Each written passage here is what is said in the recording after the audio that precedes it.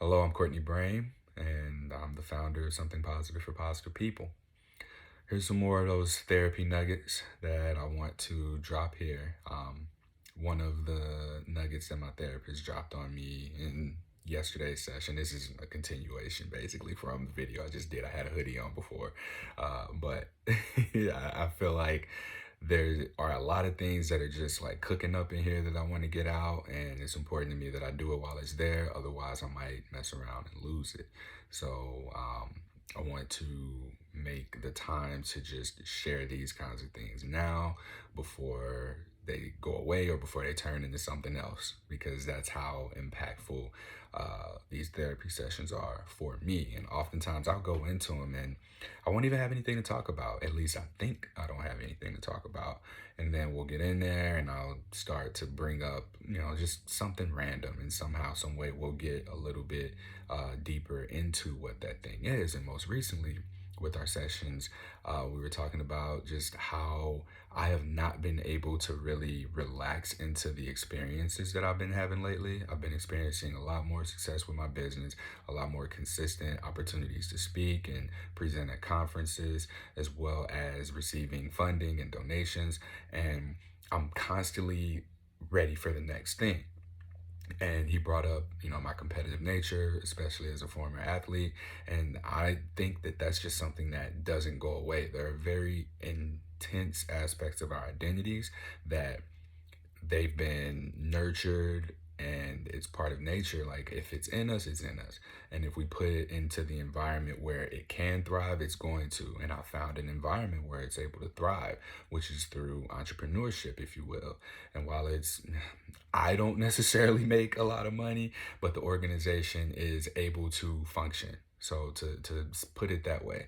Um, so me being able to pump my drive, my competitiveness into this machine, I'm constantly looking at ways to do better. Like, I even may compare the success of my business to the success of other businesses that are out there.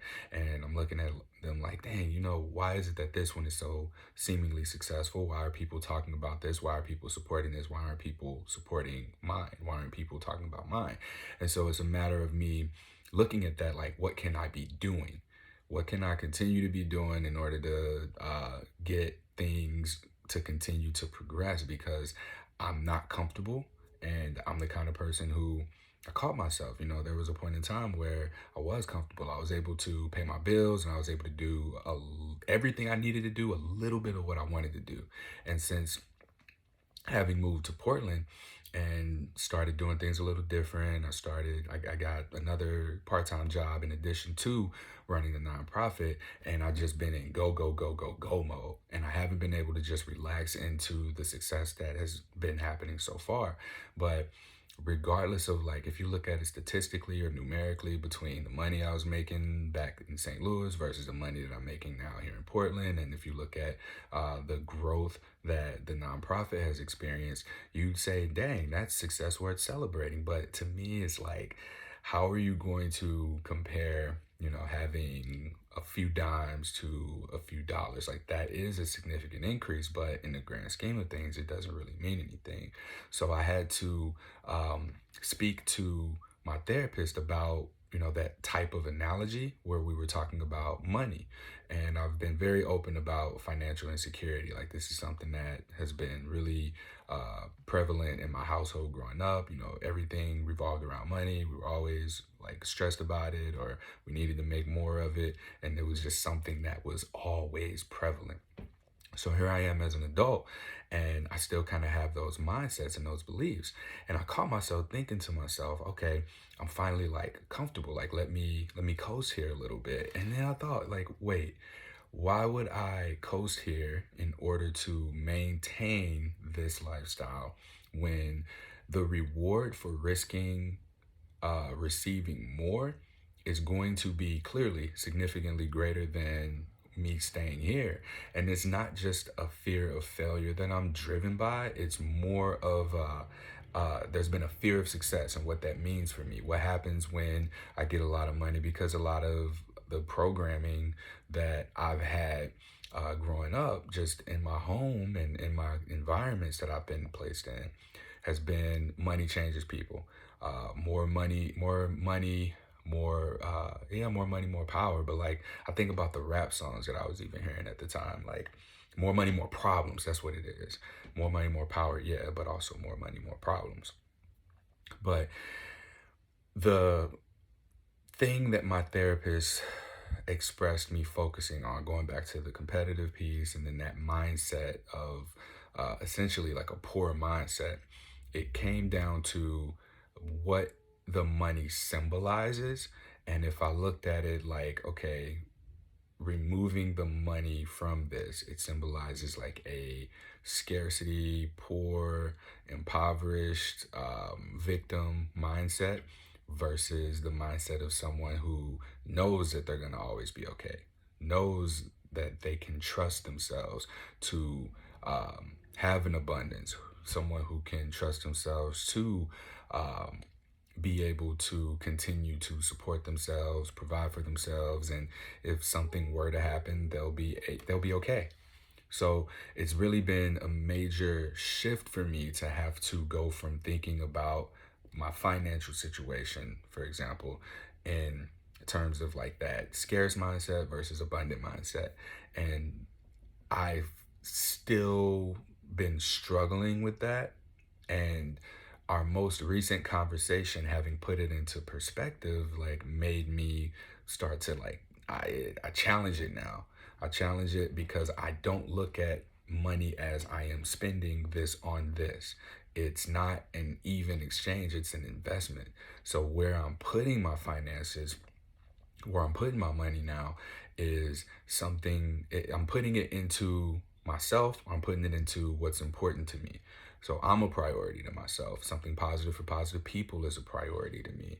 So as I look at what I'm bringing in and where I'm transitioning those things or transferring my money is like essentially my energy though. So to stop looking at my finances as green money and start looking at it like energy that is just going from one place to another?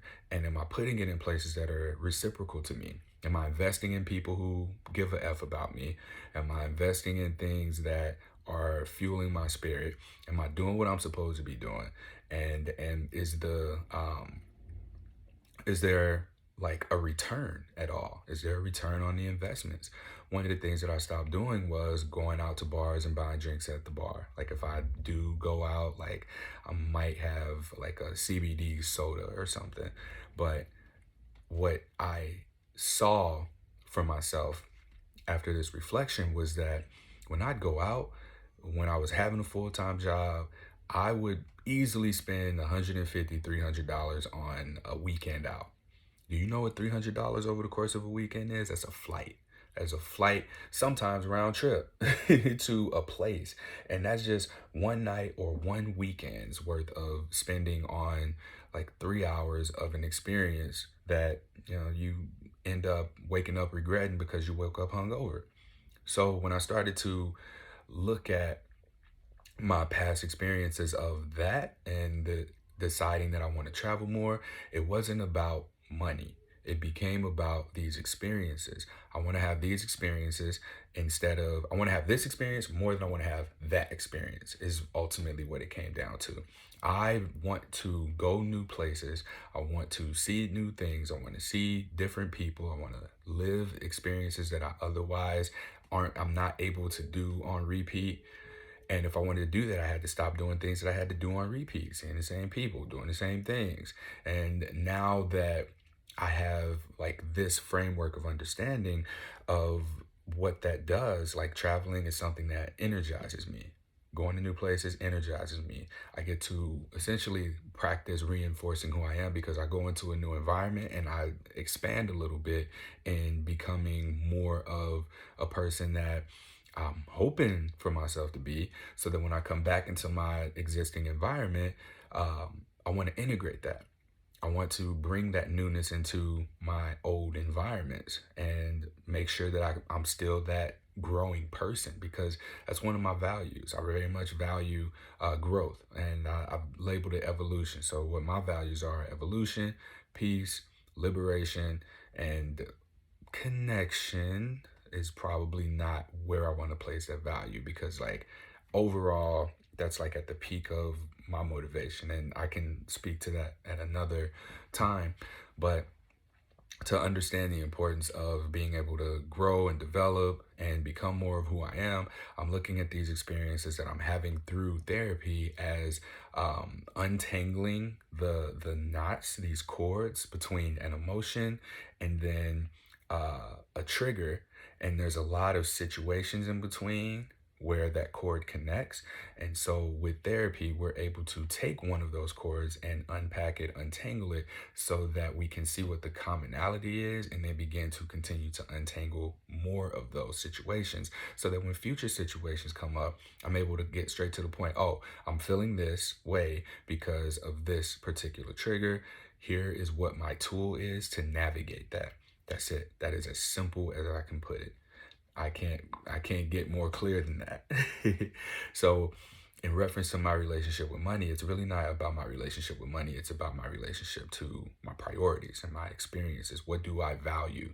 Do I value um, being able to go out and drink 2, 3 nights a week, or do I value being able to travel 2, 3 more times over the course of a year and be able to have new experiences, or even be able to go drink? Like, it's way more fun to go out and drink in a new place than it is to go to my local bar where I'm just going to drink in the hopes of having a new experience. If I'm traveling, I know I'm about to have a new experience. So that being said, like this is one of my own personal takeaways, a nugget that dropped in therapy, and this was something that really supported me in making a direct change that is, to me, easy to integrate. It's easy to integrate because now, if I'm spending money, I'm asking myself, all right, or I'm telling myself, like, this is an investment. If it's on food, I need to eat. I like good food. So, I mean, that's kind of a no-brainer. But I do look at what the trade-off is for experiences. So am I going to have this $50 meal, or am I going to put this towards a plane ticket price and go to a new place and go do something different?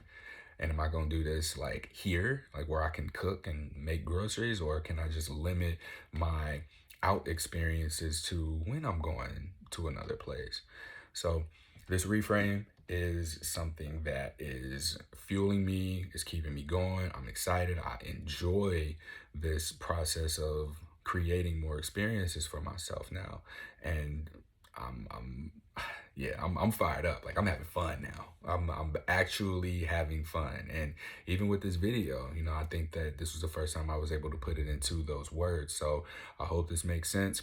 If you have any questions, comments, concerns, if you agree, disagree, put that in the comments. I think that this is something that people hopefully feel more comfortable engaging in, going back to that competitive thing and looking at how other people do things, like other people are able to get engagement. I have gum on this desk that I bought, and I've known it to be there. I need to just scrape this off, and I just put my hand on it. I had this desk for almost a year, and I noticed this like once or twice and just never did anything about it. But yeah, looking at that, like, I understand why people don't want to comment or contribute to the herpes stuff, but this being mental health focused, and like I think that this presents the opportunity for me to progress the business in another way, so that people can consume the information, get what the nuggets are, because like my podcast is self-help for people with herpes. Ain't nobody gonna share that. Ain't nobody gonna like go around bragging about how useful this is to them. And the few people who have, I'm so grateful for. I appreciate y'all. But at the end of the day, you know, that's what it is. It's something that's stigmatized. And we're getting into an era where mental health is becoming a lot less destigmatized. So people talk about going into therapy, doing therapy, being in therapy, and how great it is. But here is hopefully something that, as I begin to just process out loud and put more of these videos up, people are able to take something away from, apply to themselves, or even utilize this as a way of making a decision on whether or not you're going to go into therapy, what you're going to bring into therapy, and what you can get out of therapy. Till next time, stay sex positive. I guess that's not really relevant to this. I probably shouldn't say that, but thank you for being here. Like, comment, subscribe. I don't know. I got some thinking to do about this and how I'm gonna do it. But thank you.